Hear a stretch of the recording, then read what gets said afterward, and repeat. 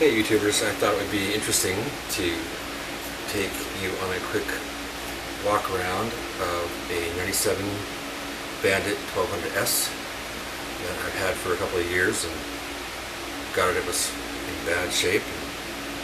I got it in good shape now, and I'm just going to take you for a little walk around and kind of show you what I've done to this bike to make it unique to me and make it perform better, handle better, and more importantly make it much more fun to ride.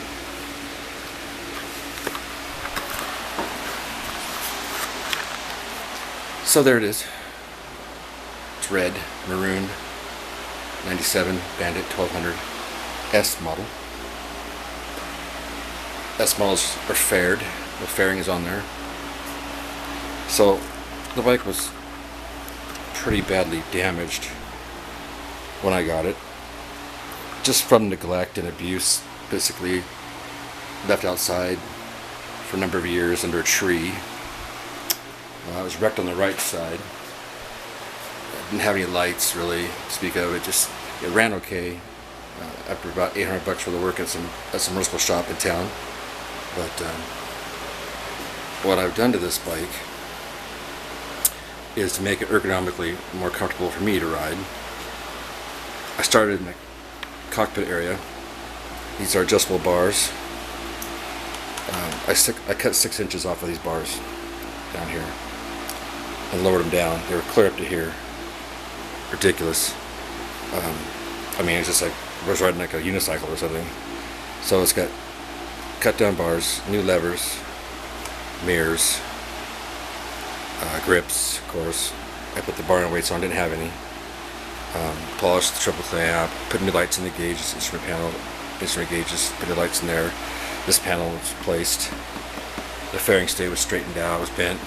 Put the stock windscreen back on with a little bit of a piece of trim on the lip there. Throttle didn't snap back when I got it. Snaps back now after substantial work. The seat, that is a $400 Corbin seat, leather. It was destroyed basically right here in the front. So on little or no budget, I repaired it the best I could. There's a moth in there, gross. This piece here is just covering a big rip in the seat. It's super comfortable, super comfortable. I don't want to get rid of it. It's so comfortable. I just love that seat. So I repaired the seat, and I put in a jet kit, an Ivan's Stage 1 jet kit with the Airbox modification. Swiss cheese the Airbox basically. Also I went ahead and added these extended air mixture screws from Walker Whole Shot Racing. They're $75, but they're worth it. Put in mechanical fuel pet cock in, got rid of the vacuum one. Don't trust them, they leak. Straightened the foot pegs out, necked off the rear set a little bit, put some holes in it, necked off this chain guard a little bit. Set a new chain on, put a new chain on, sprockets, stock. Right there is a, I don't know if you can see it very well. Yeah, I need to use light on that. That's a 2011 GSX-R 1000 rear shock assembly, fully adjustable. Made a big difference in the way this bike handles. Neck down this fender a little bit. Let's get some light on that. Hold on. Getting a little troubling light. Hang in there with me. Okay. There. Now you can see it. That's out of a GSX-R 1000. Stock one. And the linkage setup looks like, it's the camera under here. Come down here with you.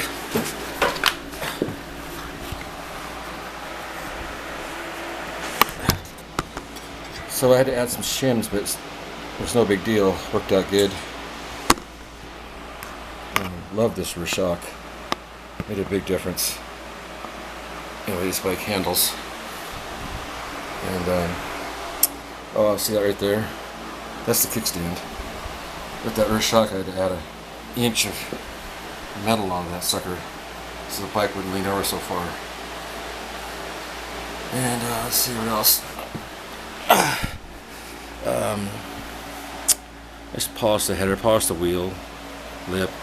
It's got Race Tech front springs in it, new seals, and some heavier weight oil. And let's see. You can see there's some damage on the crankcase, side case covers there. It's been down a number of times. But these are tough bikes, you know. These Bandits are tough bikes. They can take it. Okay. What else? I put new indicators on. Front and rear. This GB rack is a Wing Commander monokey. I took the side racks off because they're heavy and relocated the turn indicators. I had to buy these especially for this rack. It's great to have a trunk. You see some more damage here. This fairing, I totally rebuilt it by hand. It was destroyed. Still has some cracks in it, but it looks a lot better now. And polished out this clutch cover, straightened these foot pegs out, did the rear set thing. This is the Yosh muffler I put on, but I cut 10 inches off the back. It was 10 inches longer. I cut 10 inches down, recapped it. Makes it look a lot nicer. There's stickers on it, and a number of little things I did to it too. That, you know, just custom things. Like got to make a custom part for this brake switch here. Oh, something else that's really kind of cool. This bike, you might think is cool, is you'll probably wonder what these toggle switches are for. This one, and this one. Now, let's take a slide up. Let's say you're on the freeway at night, hauling ass. You pass a police officer on the side of the road and he decides to give chase. Well, you could just go incognito. No lights in the rear now. You say, what about brake lights? Do I have brake lights still? Holy shit, I do.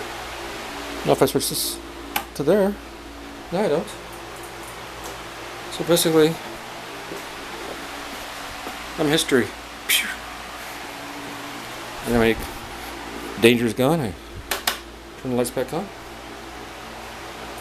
It's good to go. Countermeasures.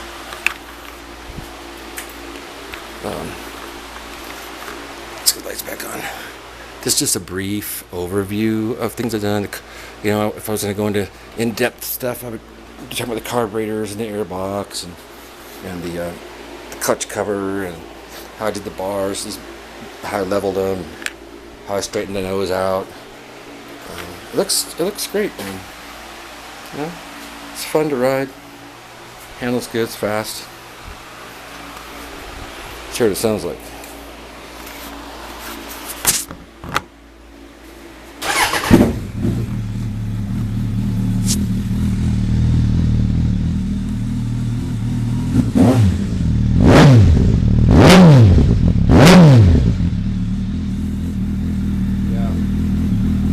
Exactly. Alright, well, that's just brief. I hope you enjoyed it. I know it was kind of brief, but I enjoyed myself. Thanks for stopping by. See ya.